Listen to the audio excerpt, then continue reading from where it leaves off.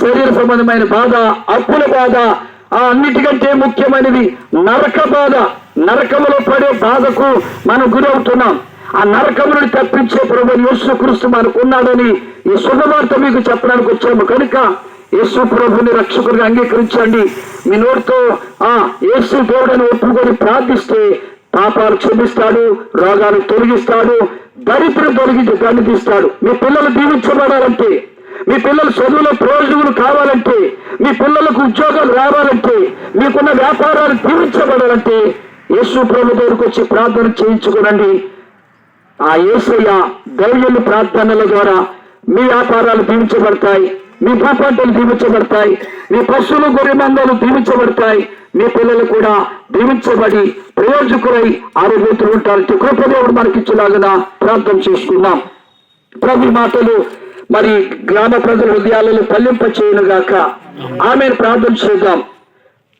యేసు ప్రభు మిమ్మల్ని ప్రేమతో పిలుస్తున్నాడు. ఆయన ప్రేమ మన పాపాలకు క్షమాపణ కలిగిస్తుంది. ప్రేమ స్వరూపుడా నీ కొందనాలు నీ నామమును ప్రార్థిస్తున్నాం. ఈ నెల్లిపాక గ్రామ ప్రజలను క్షమించండి.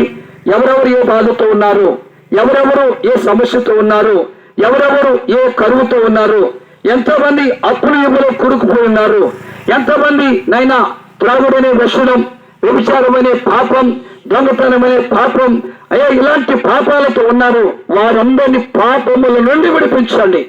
యెహోవా యొద్ద కృప దొరుకును, యెహోవా యొద్ద క్షమాపణ దొరుకునని 130 కీర్తనలు చెప్పిన మాట ప్రకారం ఈ గ్రామ ప్రజలను మమ్మలను క్షమించి మాలో ఉన్న ప్రతి బాధలను వ్యాధులను తొలగించి ఆరోగ్యవంతులుగా చేసి నీకు సాక్షిగా నిలబెట్టుకోమని, ఆ పాపాల నుండి విడిపించి అయ్యా నిత్యరాజ్యానికి వారసులుగా చేయమని యేసుక్రీస్తు నామములో ప్రార్థిస్తున్న పరమ తండ్రి, ఆమేన్. ఆమేన్. ఇప్పుడు పరమ తండ్రి అయిన దేవుని ప్రేమయు, ఆయన కుమారుడైన యేసుక్రీస్తు వారి యొక్క కృపయు, పరిశుద్ధాత్మ దేవుని యొక్క ఆదరణ ఆశీర్వాదములు ఇప్పుడు ఎల్లప్పుడు సకల పరిశుద్ధులకు మనకును ఈ నెల్లిపాక గ్రామ ప్రజలకును ఇక్కడ పరిచయం చేస్తున్న మరి రత్నదాసు దాసుల యొక్క పరిచర్యకు తోడే నడిపించి దీవించి బలపరచును గాక.